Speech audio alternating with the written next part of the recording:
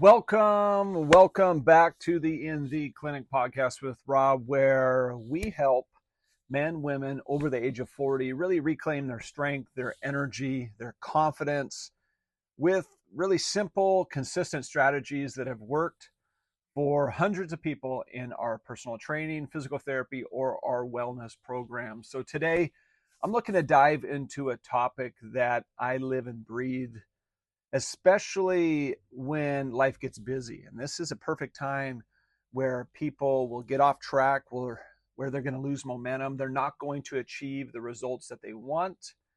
And what I'm really talking about is how to keep your workout momentum by going with home workouts or on the road workouts. So I'm not talking about any fancy equipment. I'm not talking about the perfect conditions, just real effective movements that you can do at home that will keep your momentum moving forward. Because if the only time that you can work out is when you're in the gym, there's chances are you're going to get off of your routine. So let's dive in to my personal go-to structures that combine body weight, dumbbells, bands, core, and really aerobic work into a rhythm that keeps me going year round.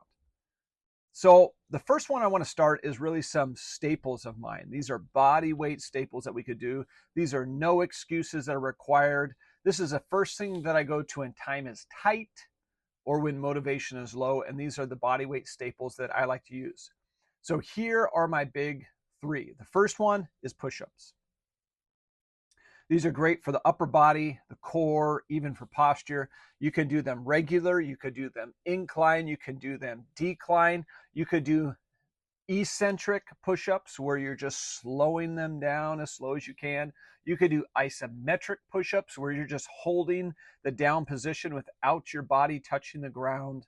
There's a lot of different variations that I played with essentially to just tax the muscle. Plus, it helps keep my mind free. Because as soon as you get a little bored of doing the same old routine, it can get hard to stay consistent. So push-ups are my number one. Number two is air squats. So air squats, these are non-negotiables. They're great for mobility, circulation, strength. And I like to do more tempo air squats where you're trying to do them quick. So if you add some tempo into it, you're going to get a burn to the legs. And if you want to get crazy, you can even add a jump squat. I don't normally do that, but when I'm ready to get after it, I'll just add tempo. And I'll usually do it in a mid-range, not full extension, not full all the way down to the ground, just mid-range, and it makes my legs burn a ton. The third one is lunges. Lunges are a great way. You could do them forward, you could do them reverse, you could do walking lunges. There's a lot of different variations that you can use. This is a great way to work the legs and really help you improve your balance and your joint control overall. So for me, another go-to is just lunges. I will use lunges often because they work pretty much the whole lower half. And sometimes I'll add a lunge with a calf raise, which goes to my fourth one, is the calf raise overall. And usually I go to a single leg and sometimes with a dip.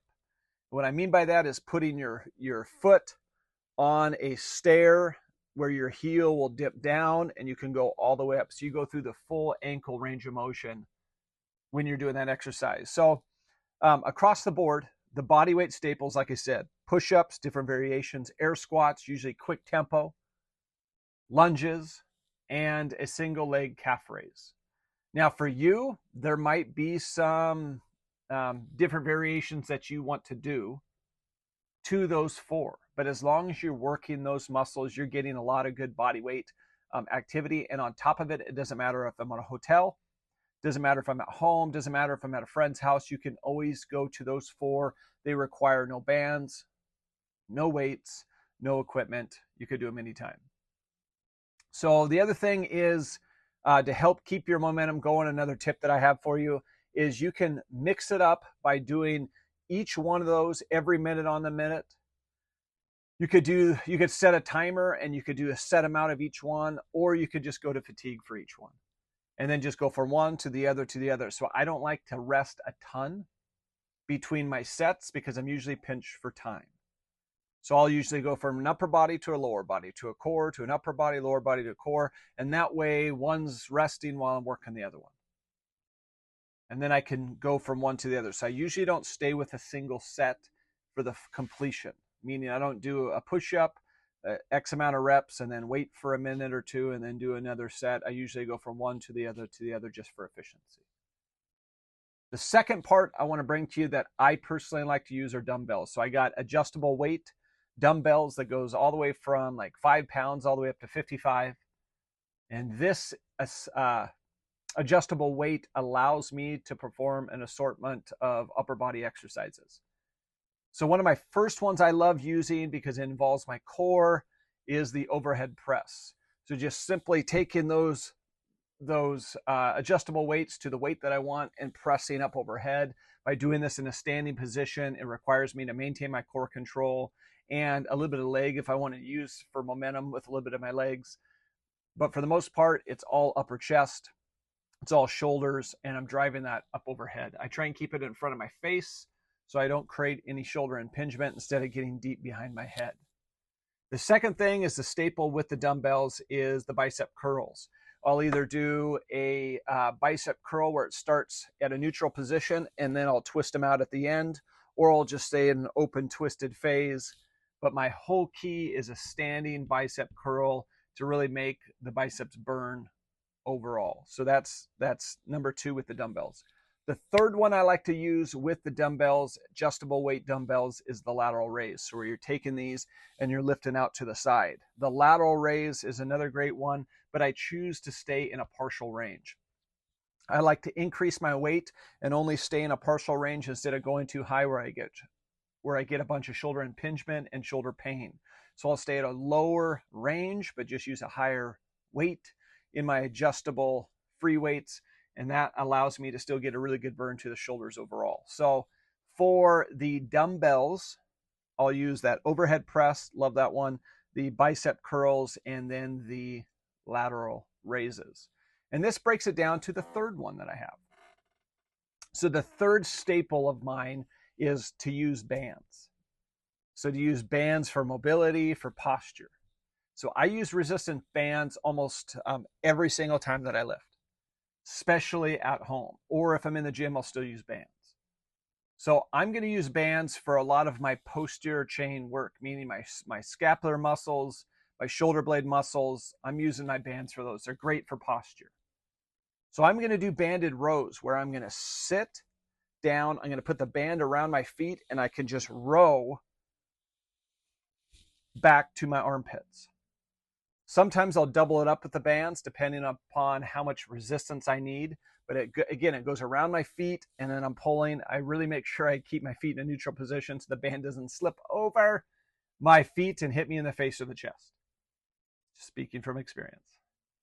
So the banded rows around my legs, holding one in each hand, pulling to my armpits. That's going to work my mid-back and gives me some scapular work as well. The other favorite I love with the bands is the band pull aparts. And this is where you're grabbing the band in front of your body and you're pulling apart as wide as you can. There it's getting the posterior shoulder muscles and also the scapular muscles. So I like both of those as well to hit the mid-back scapular muscles overall. So I try and keep that band with me where I go on. I have a set of bands that I take to the hotel. I take on the road, I take to a friend's house, wherever I'm going to stay, solely because I cannot guarantee what type of equipment is going to be in that hotel when I show up. Sometimes you get all this great equipment with all these free weights. Sometimes you just get a treadmill. So for me, the bands at least are my basic minimum, that if there's bands there, at least I'm going to get some workout with my body weight exercises, and I can still use those bands for some of my bicep curls, some of my lateral raises, or some frontal raises that I'll use that. And even for the more tense bands, those thicker ones, I'll use for an overhead press with the bands as well. So the bands could be a great way just to stay consistent, even if you're on the road or other, plus they're lightweight and you can just throw them to your bag real easy. The fourth one I like to do, and this is where I added to home. So I put up a pull-up bar in my garage. And that way it's elevated off the ground. I just step on a cooler and I can reach up and get it. But I really like the pull-up bar. I did not realize how much it was going to work my core. So my core, just to try and stabilize my body as it's pulling up over the bar, I feel it in my stomach. I feel it in my whole trunk region while I'm doing the pull-ups and afterwards. So just a few reps every other day, sometimes every day, will start building your back, your arms, your grip strength. And if you can't do a full rep yet, which is at one point I couldn't even do a single rep when I first started, then you can do banded reps. And this band goes around the pull-up bar, and you can put your foot in it, so it essentially pushes your body weight up when you're doing the pull-up over the bar. So this is a great way that you can still do a pull-up in a modified way with a band. I've done it for years. I still use them now when I want to get higher reps and the muscles are really fatigued. So overall, banded pull-ups, fantastic.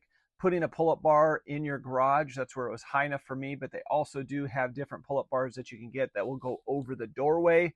I just didn't prefer those because they're too low for me. So I always have to bend my knees and hang, and I don't like that as much as being able to keep my legs straight. So I went ahead and put a pull-up bar in my garage where it's much taller.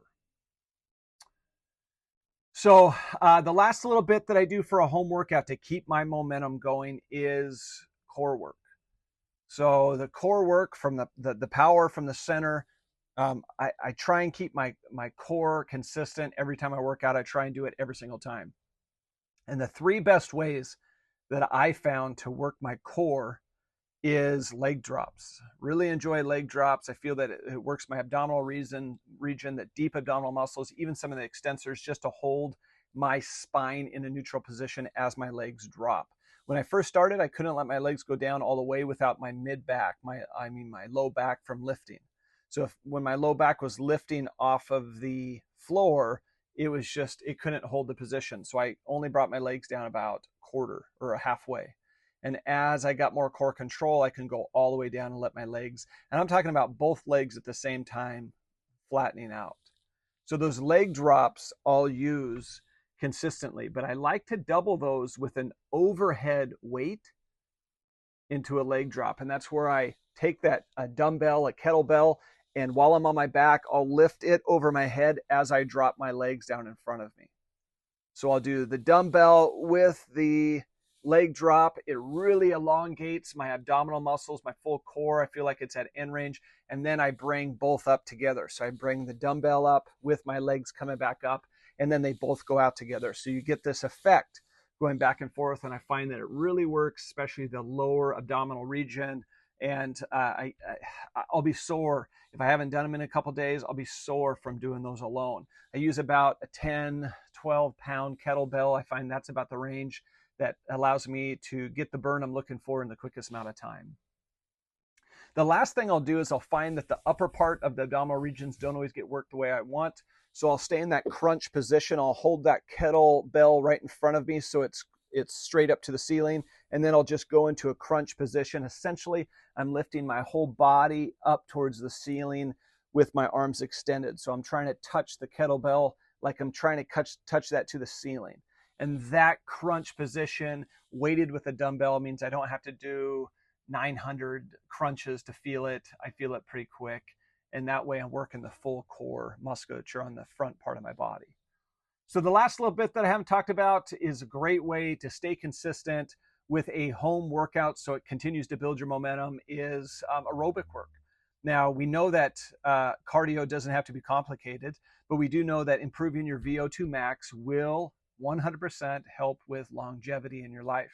So depending on the day, I'll rotate between walking with a run, or just running, depending on how sore my legs are, how I feel, or how the events of the week have been going. The key is I prefer to do this outside. I really hate to have to do it indoors, on a treadmill, on a Versa climber, or any of those. So I prefer to get outside, even if it's freezing out in the winter time. It helps clear my head, helps boost my circulation. I feel that I get more air into my body. I get those near infrared rays that hit me from the sun. It really helps me get a lot more connected with nature across the board. I find that walking, running, or a run walk outside is the way to go. So to wrap up, overall, my home momentum formula, here's the bottom line. I'll use Bodyweight with or dumbbells, bands, or just movement outside. That's all you need. So even if you can't afford the adjustable weights for the dumbbells, just get the bands. It's like $50 for a full set of bands. You can double them up. It should be everything that you need for resistance exercise. It's a great way as a low barrier threshold to get moving. Number two, all the aerobic work you can do outside. You just got to be focused on and committed to doing it. But you can do walking, walk running, or just running. I find that the days that I really don't have it, I'll go for a mix of a walk run. The days that I'm feeling, hey, we gotta earn it, then I'll run. Some days it's just a touch the wall moment, meaning my lowest barriers, let's just walk.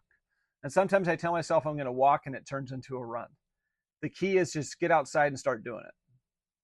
The second thing is start to stack short wins. Stack these short wins, these 15 to 30 minutes a day, will really build lasting results. So try and just stack those wins, even if it isn't the best. Just keep doing a little bit that you can. That little bit starts building momentum, and before you know it, you're making more gains than you want. And the last bit is keep your gear accessible.